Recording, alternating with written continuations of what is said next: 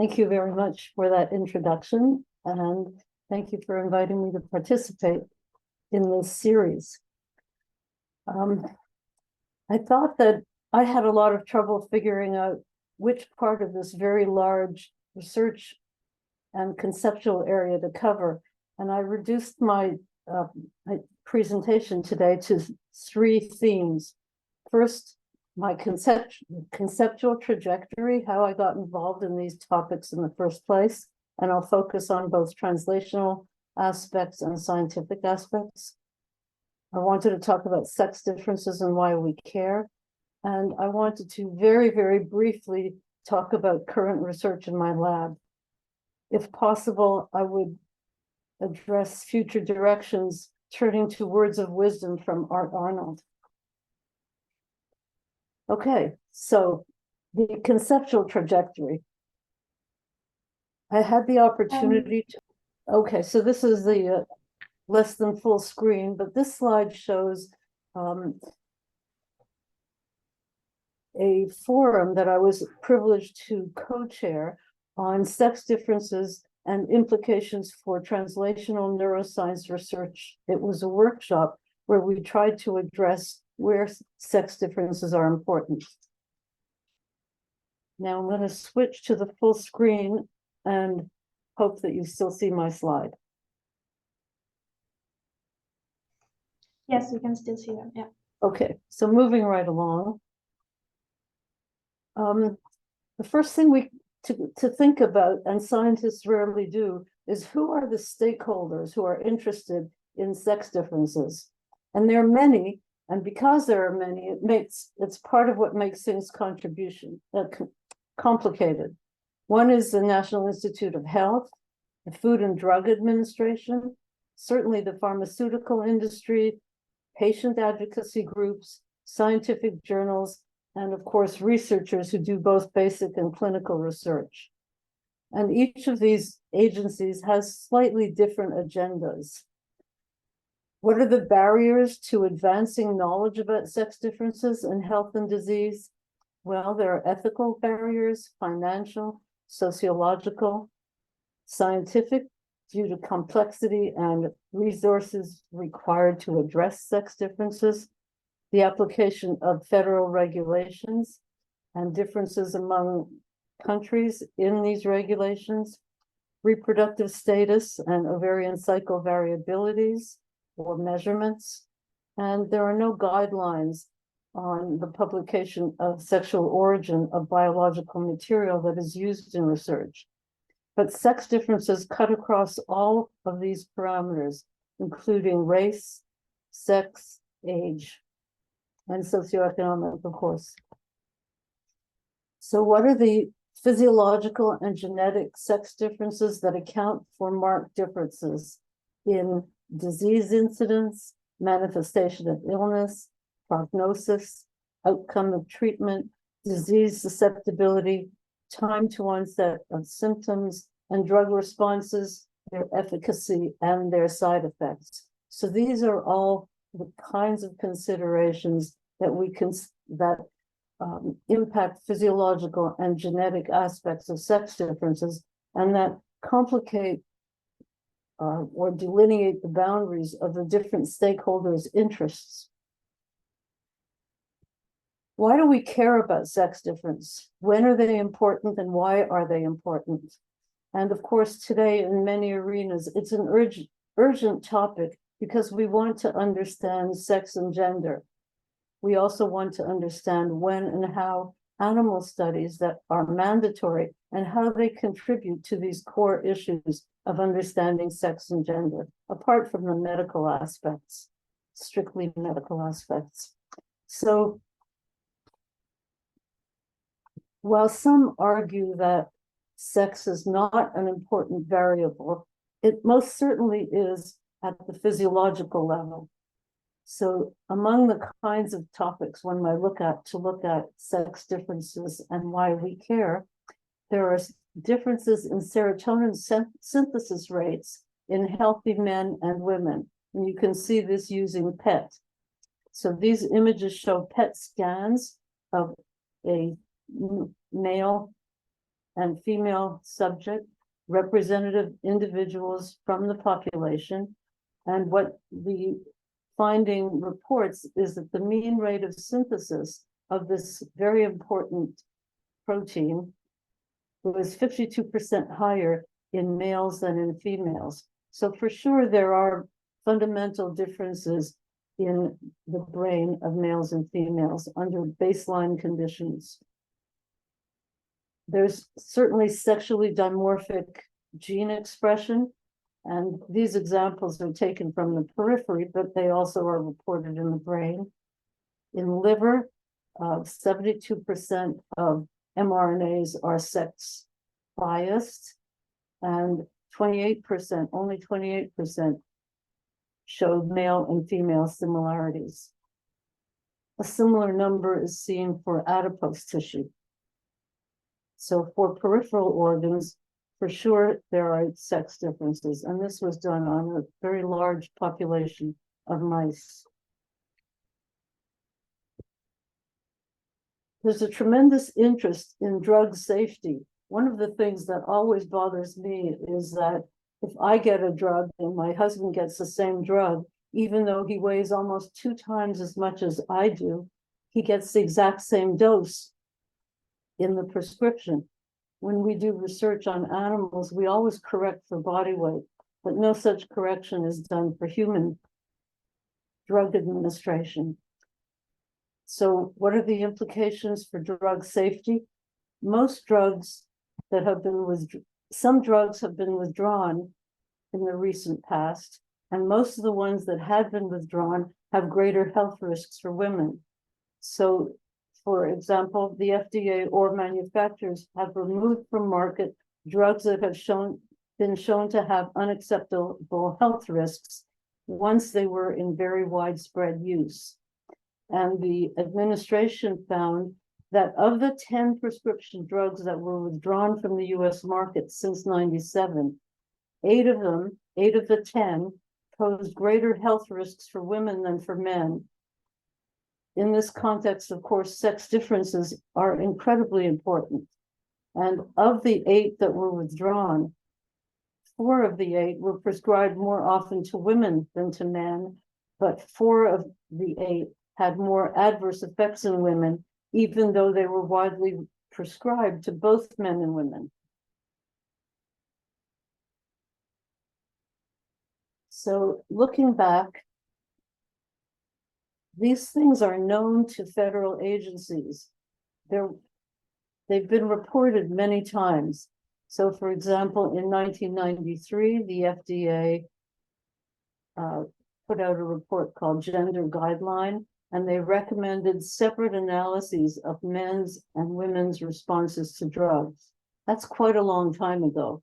It was very well-established finding for sure. In 1999, the NIH published a 6-volume report, Agenda for Research on Women's Health for the 21st Century. And in 2001, the Institute of Medicine of the National Academy of Science published a report exploring the biological contributions of human health to sex matter. And this report documented evidence that sex is an important basic variable that should be considered in all areas of health-related research. These reports I know the last report is available if anyone wants to look up the specific details of the findings that led to this conclusion. And then finally, I want to consider the charge to our community, that is a community of scientists and clinicians. How can we best go from understanding sex differences in basic research to clinical relevance and to translate that into effective medicine? What is our charge? And can we improve the efficiency of diagnostic and treatment strategies by choosing diagnostic tests, drugs, or dosages that consider sex differences? And can we increase the efficiency of translation to therapy and development pathways? Do we have instances where sex different effects are large versus minor, and which of them are medically significant? How can we help to identify next steps and prioritize what will be critical as guiding principles that can be used by stakeholders in considering when and how to incorporate studying sex differences into translational research? One of the arguments you hear from the drug industry is that it would be too expensive to develop the drugs so that different dosages or formulations are used for men and women or for girls and boys. That's an interesting argument, but if you walk around the grocery store and look at diapers, they have diapers that are for boys and girls. So that difference is apparently cost effective and doable, and major drugs should also be doable. How can we implement that change? How can we make it happen? And is there a way to prioritize which drugs might be important in producing such a change that enables sex differentiated treatments when appropriate? Okay, let me pause there. And are there any questions or suggestions from the audience?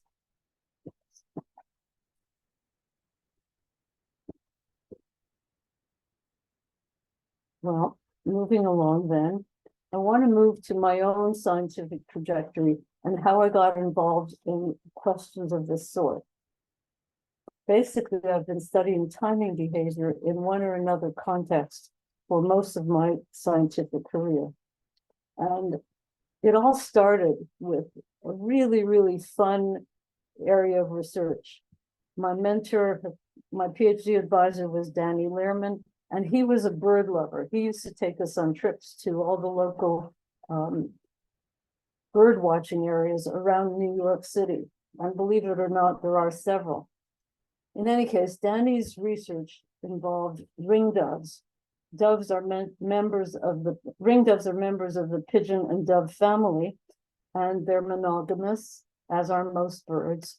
And what fascinated me was that the parental behavior of doves is timed, and there's sex difference in the timing. So the males take care of the eggs and their young once they hatch from around 10 o'clock until around 4 o'clock. And the females take care of the young from about 4 o'clock until 10 the next morning. And this is characteristic of the entire family of pigeons and doves. So you should be able to see this in your local pigeon and dove family, because these birds, of course, are ubiquitous. So the male is sitting during the middle of the day and female is sitting the rest of the time. So not only is the behavior timed, but one of the questions you can ask is, what are the role of hormones in this timing behavior? So one of the things we did was put two females together. And what happens when you have two females is that they continue to sit on the eggs and the young. Of course, on the eggs. The eggs, of course, never hatch. In this experiment, they were given eggs that were not going to hatch. And the females just continued sitting on them well past the usual time of hatching. When you put two males together, they sat a little erratically for several days, and they fought. They fought to the extent that they broke the eggs. And after 3 or 4 or 5 days, they just quit sitting. So I'm sorry, I should have told you the black is when one individual sits, the white is the other individual. And this is time of day during the entire daytime, day after day after day. So the two females continue to incubate their eggs, although their timing is a little erratic. And the two males together incubate the eggs for a few days, but then end up fighting. They often broke the eggs and they quit. To look at the role of hormones, what we did was we treated females we gonadectomized females and treated them with testosterone. So here is a normal male I hope you see my arrow. So could you? Yes, we can see the pointer, yeah. Okay, good. So this is a normal pair with a male in black, female in white, and this is the light dark cycle. And as you can see, the male is sitting for the middle of the day and the female the rest of the time. If you give a female testosterone and pair her with a female, then they sit in the usual pattern. So the testosterone changed the timing of behavior of the female. Sex differences in timing are also seen in humans. One of the pretty reports is that of Till Roneberg, where he documented the timing of sleep onset in men and women as a function of age. So early on, you can see that there's a very steep increase in the latency to go to sleep.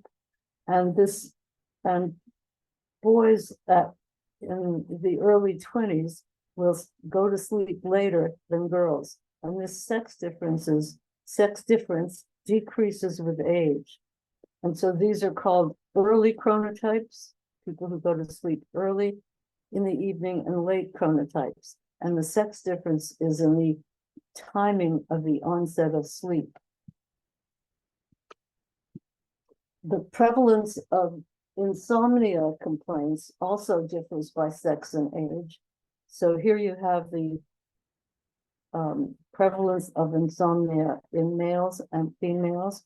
And what you can see is that at each of these ages, beyond the teenage years, the females have more complaints than males do. Because the sex difference emerges after puberty, it has been suggested that it's the hormones of puberty that are involved in producing these sex differences. So in some sense, all of these phenomena that I've described today relate to activity and rest periods. And for all of the phenomena described to date, there's a sex difference in timing. So in conclusion, there's sex differences in timing behavior that are specific to individual species or lifestyles. The circulating gonadal hormones can determine sex-typical timing behavior. That is, it's not a chromosomal effect, it's the circulating hormones that have the effect for the birds in any case. And the definitive proof is found in the study of these animals, and the findings are consistent in studies of humans. Although, of course, in humans, it's near impossible to get proof as to whether it's a hormonal or non-hormonal mechanism. Okay, so those early studies just drove my interest in timing, and I started looking at sex differences in circadian timing in mammals, mostly using mice. So if you look at mice, ovariectomy doesn't alter the circadian pattern of behavior. So here we have day after day, and here we have time of day with a 48-hour time scale. And every time there's a little black bar that indicates activity, and when it's white, these are periods of inactivity. So here's a female that's intact, and when she's gonadectomized right over here, what you see is a decrease in activity level, but no change in the period of the behavior. The green delineates the onset of activity, and the red delineates the offset of activity. At this point, around here, the female is given estrogen, and the activity level picks up again, both at the onset and at the offset of activity. So ovariectomy doesn't alter the circadian pattern of behavior, but it does change the amount of activity overall. And this is in mice. In males, you see something completely different. The gonadectomy dramatically alters the behavior. So here is a 24-hour time base, and again, time of day on the vertical axis. In the intact male, you can see that the activity has a period of about 24 hours. He starts his activity about the same time each day. When he's gonadectomized, there's a big change in the period, and he starts his activity later, day after day. When he's given testosterone, he resumes that 24-hour period. So in the male, the gonadal hormones are responsible, impact the period of this behavior.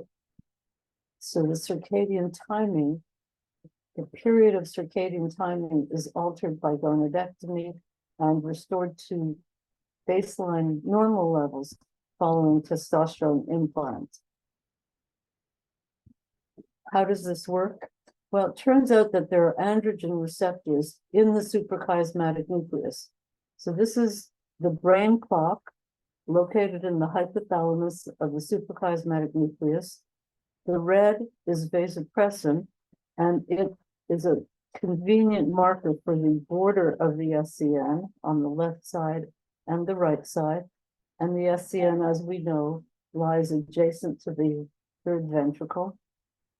So this is the SCN, and the green indicates androgen receptor levels in the intact animal. Following gonadectomy, the androgen receptors disappear. So the androgen receptors lie in the suprachiasmatic nucleus is this take-home message. Impressively, the level of androgen receptor expression in males is proportional to the amount of androgens replaced. And this is something that Matt Butler found again in mice. So in the intact male, this is the level, using a relative optical density measure, this was the androgen expression in the intact animal, and he divided his animals into high, mid, and in controlled gonadectomized groups. The high group was given a high dose of androgen, and the mid group was given a lower dose of androgen, and the gonadectomized were given no androgen. And what you can see is the androgen receptor expression is proportional to the amount of androgen that was systemically administered in these groups. So that led us to the next question. What is the site of action of testosterone? And is the site of action directly on the SCN? And can we measure a behavioral response from a testosterone implanted animal? So in an implanted animal, the testosterone is put directly into the brain on one side, aiming it at the suprachiasmatic nucleus. So in this image, I'm showing you the preoptic area of an intact animal and the androgen receptor expression in that region, and the androgen receptor expression in the intact animal. Following gonadectomy, you see a loss of androgen receptor both in the preoptic and in the suprachiasmatic nucleus. In this case, the implant was placed right over here, very close to the suprachiasmatic nucleus. And it's quite a cool result because you see the receptor expression returns on the side of the brain only where the implant was placed and not on the SCN on the other side of the brain. So it's a very local effect. And in this same animal, there's no expression of androgen receptor in the preoptic area. It looks very similar to the gonadectomized animal. So these implants have an effect on one SCN, and the effect is extremely local. If we look at the behavioral record, then in the intact animal, here's the tip. This is the same record I showed before. Here's the daily onset of activity at about 24 hours. Then at the time of gonadectomy, it runs to about 24.3 hours. And following implantation, it's back to 24 hours. And the interesting part of this is the closer the testosterone implant is to the SCN, the greater the density of the androgen receptor expression. So when it's right at the SCN, receptor expression is high, and the further away it goes, the lower the receptor expression. And when we look at the behavior of these animals, looking at the period change and the amount of androgen receptor expression, the more androgen receptor expression we see, the greater the free running period of the animal. The change in period plotted here is proportional to the amount of the receptor expression. So that experiment shows that the site of action of the androgen in affecting period isn't on something like the muscles, it's directly on the suprachiasmatic nucleus itself, not a generalized energizing or metabolic effect. Do these receptors occur in the human SCN? Well, Schwab's group reported years ago that ER alpha, estrogen receptor, ER beta, and androgen receptors levels. And you can see that there are androgen receptor in the male SCN, and in females there are estrogen receptors, and there's some estrogen in the male as well, and very little androgen in the female. In our studies, we were able to show that this is not a chromosomal effect. So if you injected an ovariectomized female with testosterone, then you get the same androgen receptor expression. So this is a hormone effect that depends on the circulating hormones.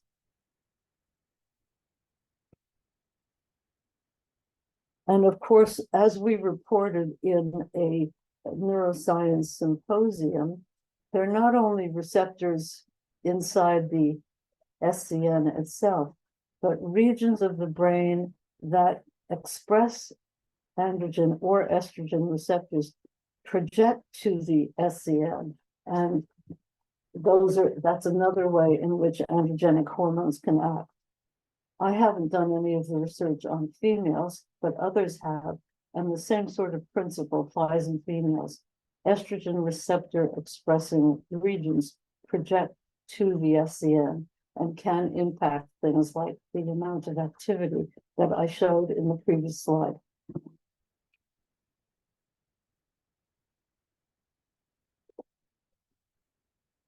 So to summarize, and to extend a little bit beyond what I was able to show you, the androgen receptors in the brain clock act as integrators of information. They respond to internal signals that derive from the level of circulating gonadal hormones, and they also respond to external signals. So among the experiments I didn't have time to show you is that in the presence of androgens alters sensitivity to photic stimuli from the environment. So the photic input to the brain clock reaches those same androgen receptor expressing neurons and thereby changes the response to photic stimuli. And perhaps that explains the change in period that you see in the presence and absence of light. And again, I wasn't able to show, I didn't have time to show you all that research. So androgens change the threshold of responses to photic cues. And these mechanisms are dependent on circulating hormones and not on differences in sex chromosomes. And if females are given the exogenous androgens, they have the exact same pattern of expression as males. So in our view, the hypothalamic neuroendocrine system is part of a big feedback loop where the SCN acts on extra SCN brain sites, which in turn affect the pituitary gland, which in turn affect the gonads, and then the gonadal hormone secretions act back on the SCN. So it's a complete neuroendocrine loop.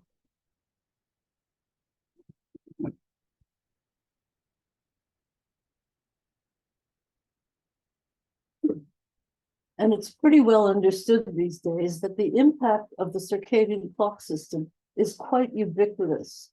And if we look at time of day, that there are times of day when various responses are best and worst. So things like best motor coordination and fastest reaction times occur over here. The highest body temperature occurs around this circadian time. Highest blood pressure, time of melatonin secretion is in the evening. Of course, deep sleep is in the evening. The lowest body temperature is prior to awakening, as same time as cortisol release.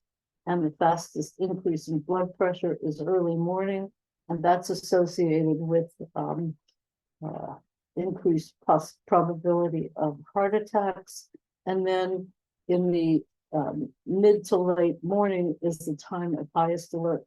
So if you have any impact on when your exams are given, try to get your most difficult courses to schedule their exams in the morning rather than later in the evening, later in the afternoon. Okay, so the next question one might want to address is how the SCN brain clock could be sending phase setting signals to the entire body. So what we know today is that the brain clock sends signals, well, receives light input that synchronizes you to the local time, but it also receives signals, it also sends out signals that determine the timing of the hypothalamic pituitary gonadal axis and influences timing of hormone secretion of the testes and ovary. It also sends signals to the hypothalamic pituitary adrenal axis and influences timing of adrenal hormone secretion. But even in the absence of signals from the central clock, if the animal is put into even in the absence of a light-dark cycle, if the animal is put into constant darkness, these cycles continue. So the SCN sends these signals in the presence of light or in its absence. In the absence of light, of course, it's not synchronized. Activity is not synchronized to local time, but it continues to be rhythmic.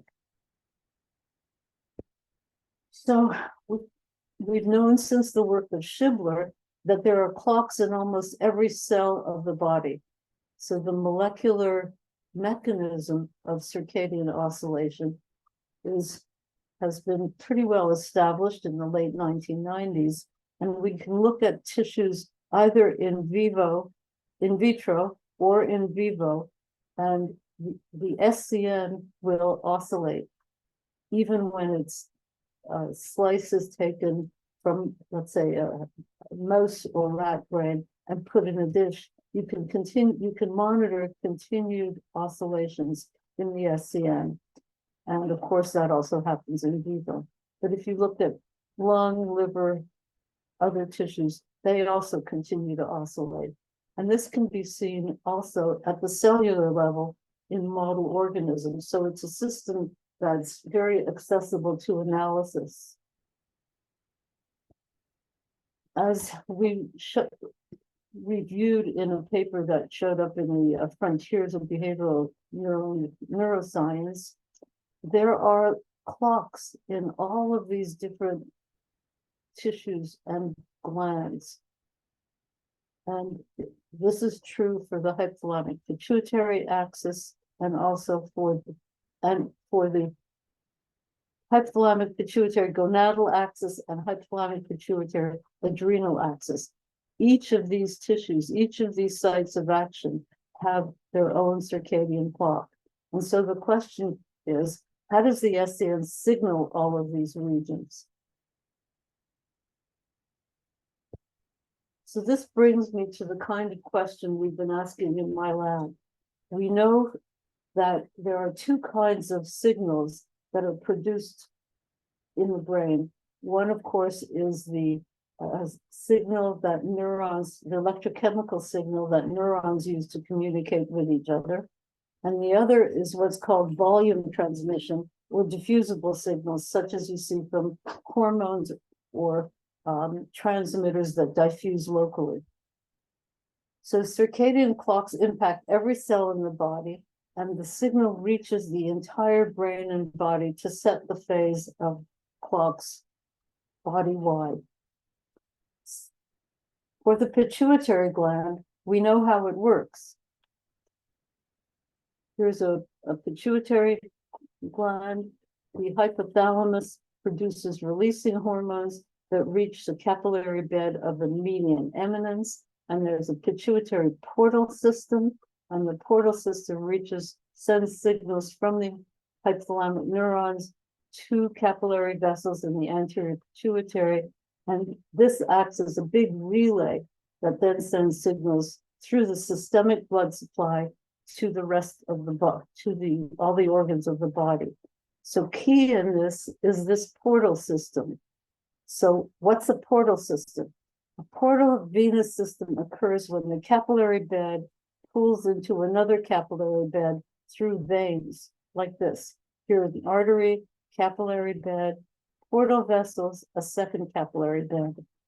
The huge importance of such a system is that it transports products from one region to another in very high concentrations. So it transports them locally to specialized targets in high concentrations.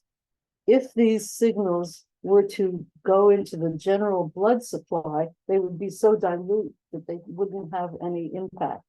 So, as you know, the circulatory system has two major circuits. One is a pulmonary and the other is the systemic. The pulmonary circuit is the loop from the heart to the lungs and then back to the heart.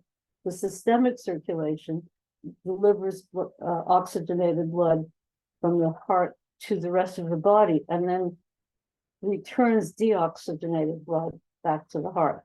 So these are depicted here, the systemic circulation and the pulmonary circulation.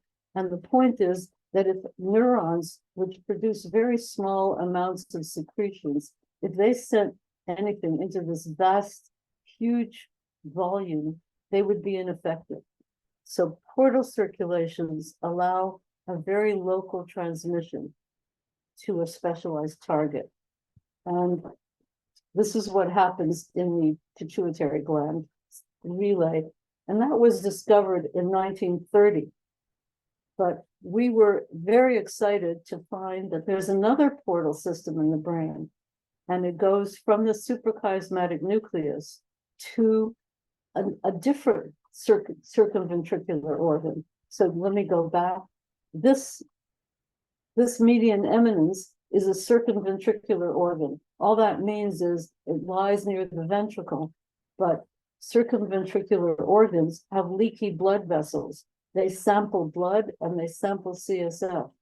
So this was an astounding finding because this is the suprachiasmatic nucleus labeled with vasopressin, and using brain clearing techniques so that the entire brain was kept intact and blood vessels were labeled with collagen, Yifan Yao in my lab was able to trace blood vessels from the clock to this other circumventricular organ called the OVLT.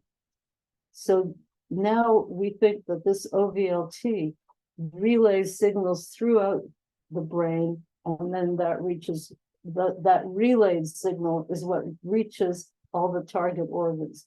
So the suprachiasmatic nucleus, like the pituitary gland, sends signals body-wide, and it does it by two distinct mechanisms. One, neural electrochemical communication, and second, this volume transmission via a portal system.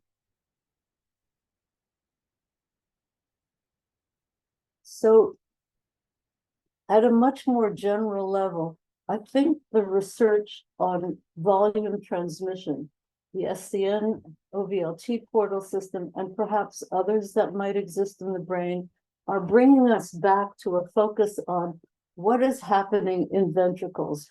How are diffusible signals acting? Of course, electrochemical signals act very, very quickly. These diffusible signals probably act very slowly over a long time course. And I was rather delighted to see this paper by Fong et al. In this week's issue, maybe it was last week's issue of Science magazine, where they reviewed the relationship between the hypothalamus and hypothalamic nuclei and various behaviors such as feeding, homeostasis, thermoregulation, sleep-wake cycles, puberty and fertility, defensive, aggressive, and mating behavior, and stress responses. And they labeled these as being impacted by, regulated in these nuclei. And they also point to the relationship of various circumventricular organs to these hypothalamic nuclei. So here is the OVLT, the one that is directly connected to the suprachiasmatic, as I just showed you. They point to circumventricular connectivity with this whole hypothalamic region. They also point to one of the other circumventricular organs, the median eminence. So not only are these regions involved in homeostasis, they sort of set the baseline tone of behavioral studies. And this probably, likely, is a future area of research. That is a kind of low-hanging fruit that people hopefully will be addressing in the future. Okay, I think my time is up, and so I don't have time to discuss with you the future directions with regard to sex differences that I have laid out in my slides, but I think I'll just flip through them. And so if you're interested in that, you could look at the recording. Am I right on the time, Maydale? Yeah, potentially we still have even 5 minutes more if you want to briefly talk about it. Could you flag me when time is up? Yes. So for future directions, what I've decided to focus on is the relatively brilliant work of Art Arnold. I'm sure most of you know this. He created these 4 core genotypes, as he called them, and he used these animals to try to separate the effects of chromosomes from the effects of gonads and their hormone secretions. So he had an XX female and an XY female and an XX male and an XY male. The females had ovaries, the males had testes. And he, over the years, did many comparisons of these 4 different groups, both behavioral and physiological. And having done all that work, he addressed 5 questions that are the challenge for the future. Where and when are chromosomal effects important? What are the downstream effects of sex biasing factors? How do hormonal and chromosomal factors interact to influence sex differences? What are the molecular pathways that underlie effects of sex biasing variables that are long lasting? And how can research on animals contribute to understanding these effects? I'm afraid I can't read all of this, but I'm going to focus on what I think is the most important. The terms female and male are used variably across and within cultures. Social norms for males and females, as we know, are very rapidly changing, and the terms male and female have different biological and social meanings in different communities. This leads to huge amounts of confusion about the significance of sex and gender. Human males and females are different, both because of innate biological differences, which do exist, as I've reviewed in this talk today, And because males and females have different social and physical environments, and this too is true for humans. For humans, it may be impossible to separate the differences between the environmental and social effects from the biological effects. Biologists will tend to emphasize the importance of biological variables, and sociologists will tend to emphasize the role of gendered environments. Both are true, of course, and the role of animal models is to address that which can be addressed in highly controlled experiments. The results give us ideas of how some of the same variables may influence humans, but they would have to be studied separately as possible in humans. Some effects of the environment can be studied, like stress and social dominance, and others cannot. And there's no saying that those generalize even when they can be studied in animals. So, to sum up, thank you for listening. I tried to present ideas rather than just data because it's so easy to find data by looking it up in the literature. And of course, the ideas that we've explored always depend on a huge number of wonderful collaborators, both inside the lab and outside the lab. Thank you. And of course, the funding agencies.